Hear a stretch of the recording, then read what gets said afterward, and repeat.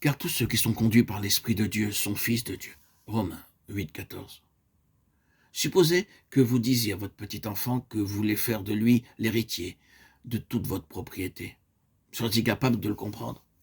Non, il ne le comprendrait pas. Un bébé ne peut recevoir et jouir que d'une chose à la fois. Comment pourrait-il comprendre si vous lui dites que vous voulez tout lui donner? Il ne peut pas saisir une aussi grande pensée. Il ne connaît même pas la valeur d'une toute petite pièce de monnaie. Comment pourrait-il comprendre la valeur de tout l'héritage? L'enfant doit d'abord grandir pour atteindre la maturité.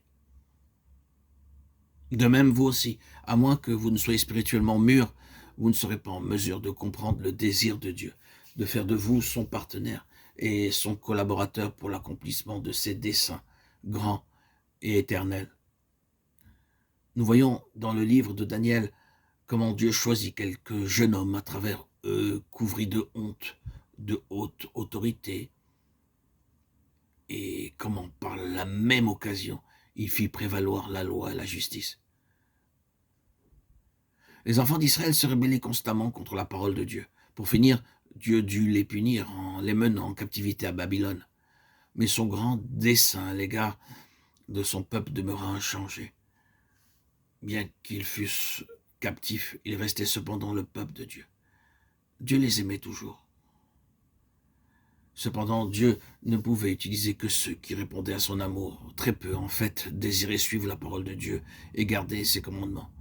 Il formait un petit reste dans la lumière de la face du roi et la vie. Proverbe 16, 15. Le roi donna ordre que tous les jeunes hommes intelligents et prometteurs lui soient amenés. Daniel chapitre 1, versets 3 et 4. Il savait que parmi ces captifs se trouvaient des hommes d'une intelligence bien supérieure même à celle des gens de son peuple. Il est bien connu que Dieu a donné aux Juifs une intelligence et une capacité extraordinaires. Les Juifs ont toujours été une race intelligente hors du commun. Le roi de Babylone voulait éprouver ces jeunes hommes juifs pour qu'ils occupent de hautes positions dans son royaume afin de les utiliser pour apporter une plus grande prospérité à Babylone. Ces mêmes jeunes hommes furent utilisés par Dieu pour anéantir les desseins du peuple de Babylone et délivrer les captifs. C'est ainsi que Dieu travaille. Il vainc le diable en retournant contre lui ses propres ruses. Je vais vous donner une illustration. Les pharisiens et les sadducéens trouvaient toujours à redire des paroles du Seigneur Jésus.